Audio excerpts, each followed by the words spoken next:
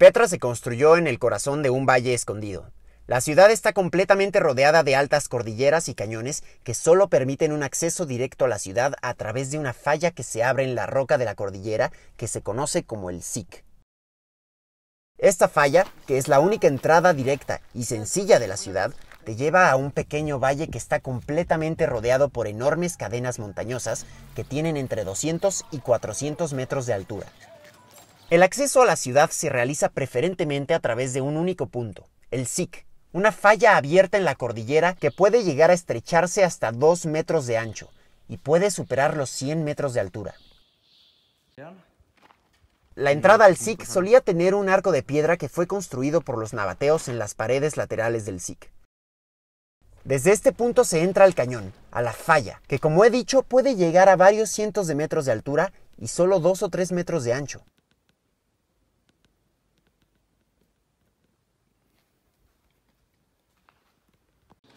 A lo largo del camino se pueden encontrar pequeños relieves y construcciones en la piedra realizadas por los nabateos, así como algunas tumbas y altares dedicadas a los dioses nabateos.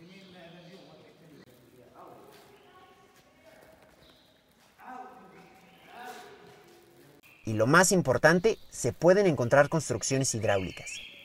Si miras hacia arriba, podrás ver que el cañón está lleno de tuberías de arcilla incrustados en la roca. Y si miras hacia abajo, verás todos los canales tallados en la pared de piedra. Toda el agua que fluía por estas tuberías era agua limpia y potable, porque todas las hojas y tierras que pudiera tener terminaban en el fondo de estos depósitos que se colocaban periódicamente a lo largo del ducto.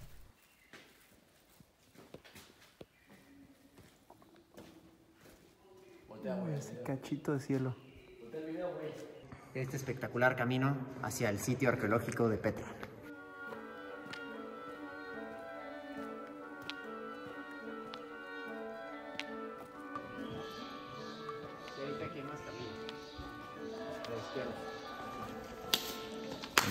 Caminar por este lugar te hace sentir que estás en otro mundo. Es una experiencia muy surrealista.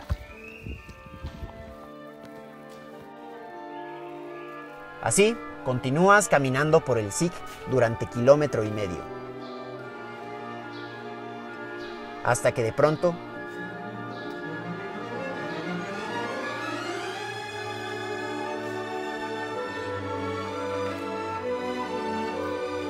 encuentras Petra.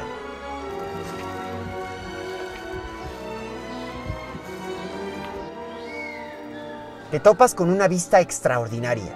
La fachada de esta tumba que es probablemente la imagen más famosa y célebre de la ciudad de Petra. La fachada de la tumba se colocó cuidadosamente justo a la salida del Sic, para que cualquiera que entre en Petra quede asombrado y fascinado por este remate visual que se extiende ante sus ojos. Y solo tienes que caminar unos metros más hasta el final, donde finalmente encontrarás el tesoro.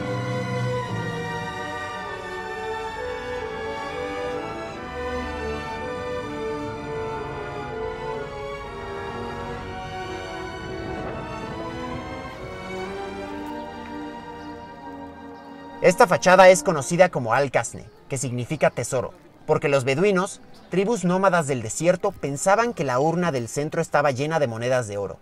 Ellos hicieron todos los balazos que se ven en la roca, intentando obtener todo el oro de adentro. Por supuesto, hoy sabemos que es roca completamente sólida.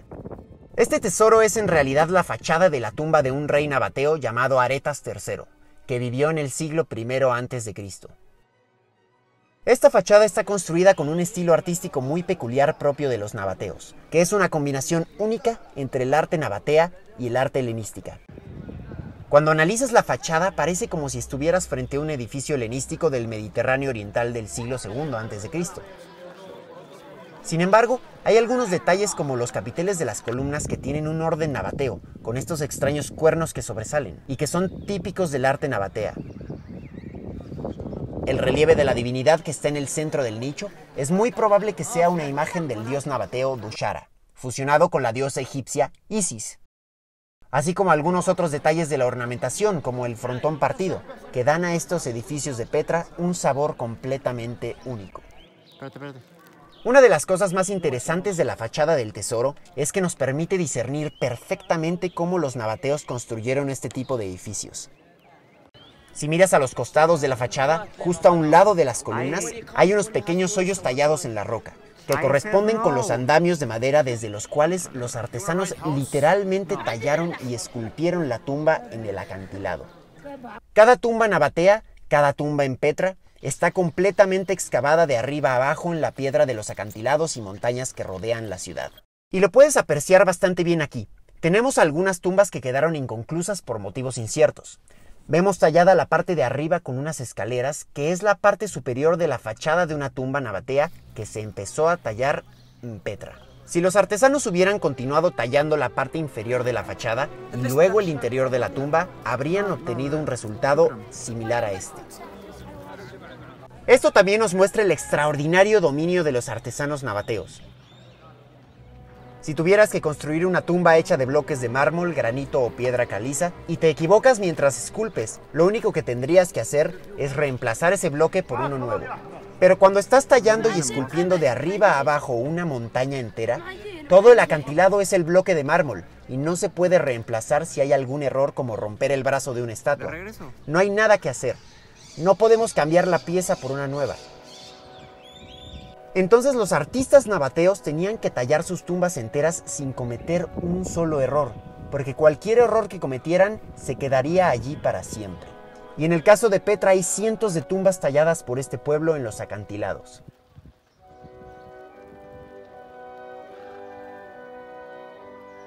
Otra característica interesante de la fachada del tesoro es que los artesanos que la tallaron excavaron en lo profundo de la roca de una manera excepcional. Normalmente, como veremos en el resto de tumbas de Petra, las tumbas están al nivel de la superficie. Era mucho más caro tallar este tipo de marco que rodea la tumba del rey Aretas III. Pero al tallar este enorme marco, los artesanos dejaron la tumba bajo la superficie del acantilado, y así, cuando el agua corre por el acantilado, esta gotea hacia afuera sin tocar la fachada del tesoro. Y así la fachada queda protegida de la lluvia y del agua que corre por las paredes, y del viento que golpea con fuerza por el estrecho Siq. Y esa es la razón por la que esta tumba del rey Aretas III es por mucho la mejor conservada de toda la ciudad de Petra.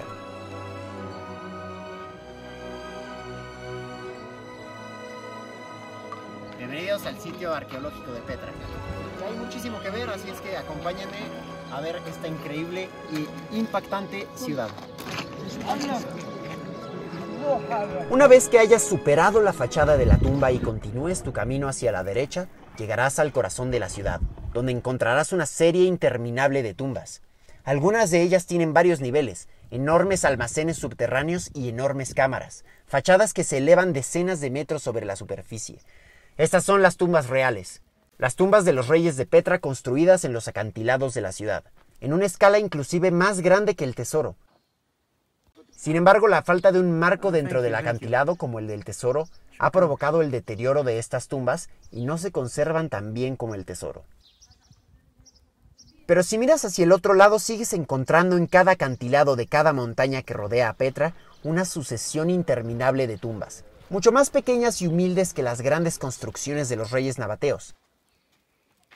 La mayoría de ellas solo tienen una pequeña fachada con escaleras, o con estas almenas que son típicas del arte nabatea. Algunas otras son solo simples agujeros en la roca, pero donde quiera que voltees en la ciudad de Petra, te darás cuenta de que te encuentras en un enorme cementerio.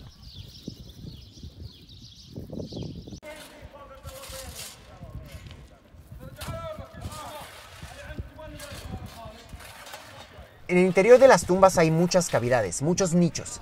Había espacios en cada tumba para varias personas, hasta decenas de ellas. Y eso tiene que ver con el hecho de que en las tumbas nabateas se enterraban muchos miembros de una familia.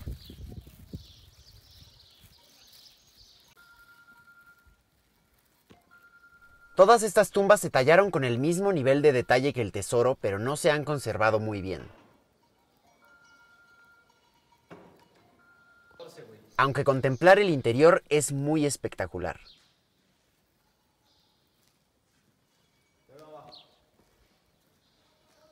Mira esta enorme tumba real. La forma en que las esquinas están perfectamente talladas nos dice nuevamente sobre el dominio que tenían estas personas para tallar la roca. Este es el interior de la tumba.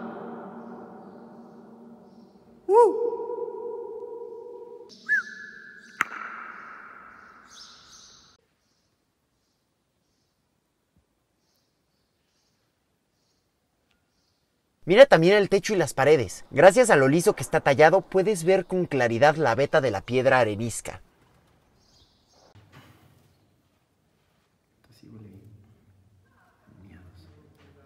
Podía haber personas de muy diversos lugares que se enterraban en estas tumbas, por lo que cada una de ellas tenía una inscripción con el nombre de la persona enterrada allí.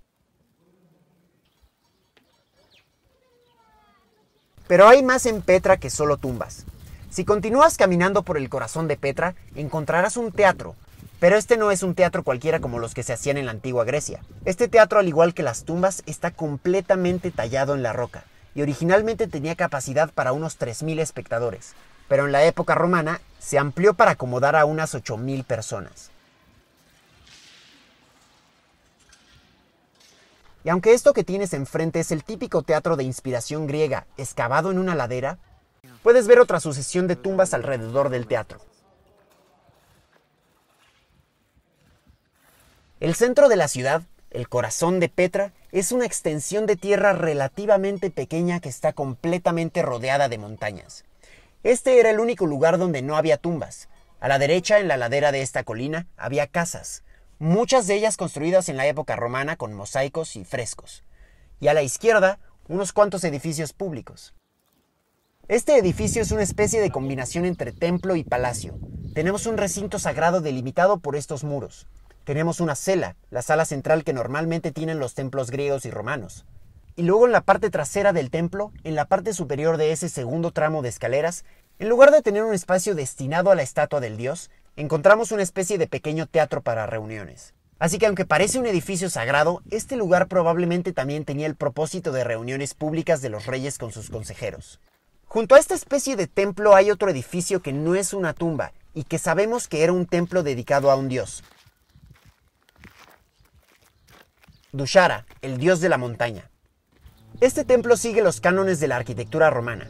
Tiene una cela central, un pórtico adornado con grandes columnas, probablemente de orden nabateo imitando un templo romano.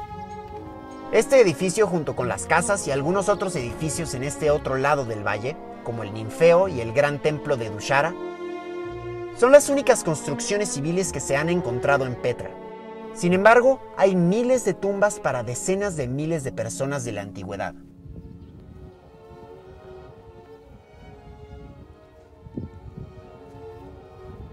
Totalmente al otro lado de Petra, al noroeste de la ciudad, hay otro edificio extraordinario.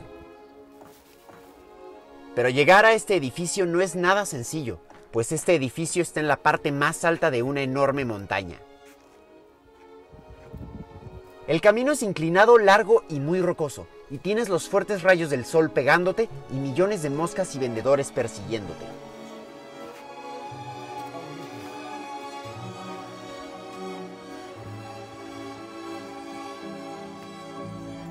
Pero después de unos 40 minutos de caminata intensa, finalmente llegas.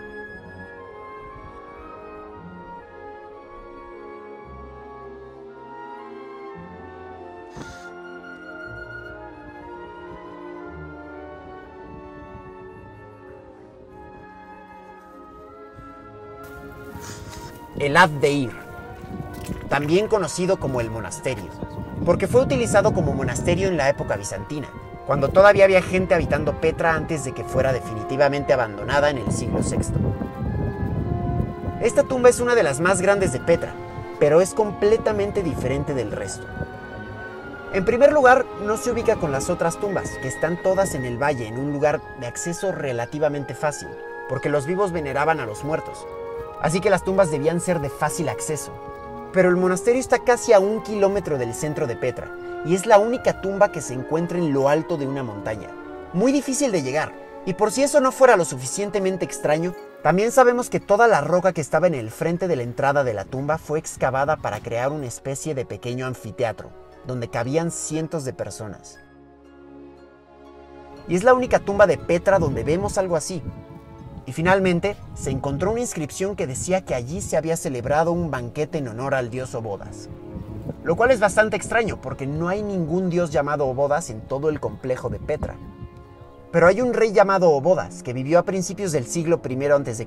y que fue uno de los reyes más importantes de los nabateos.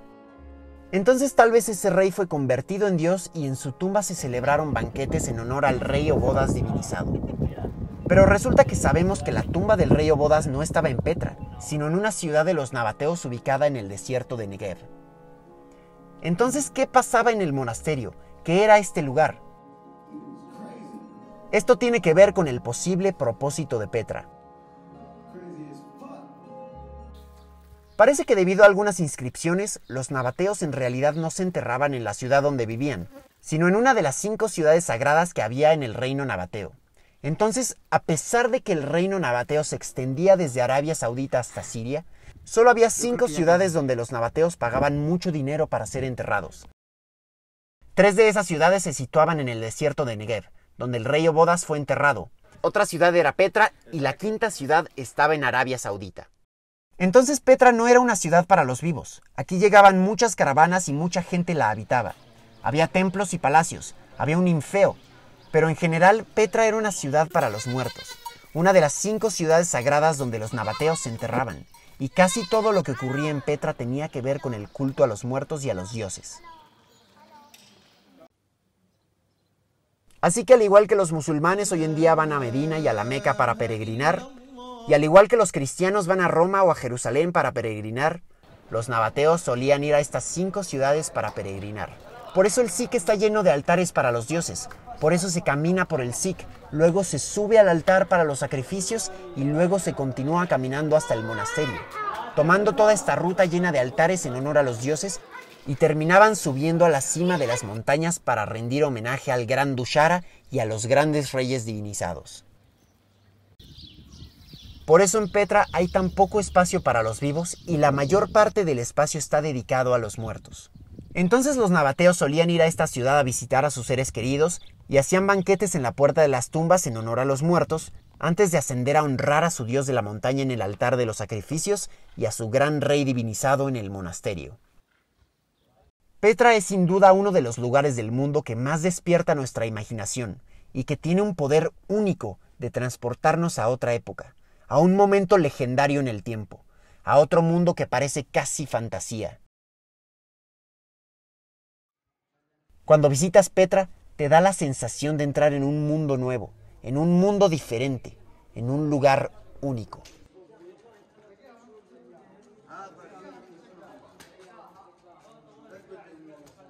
Muchas gracias por quedarte hasta el final, espero hayas disfrutado y aprendido.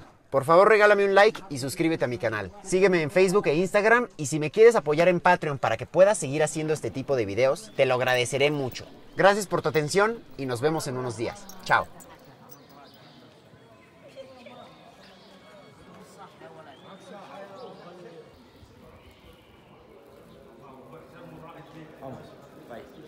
No, no. No, güey.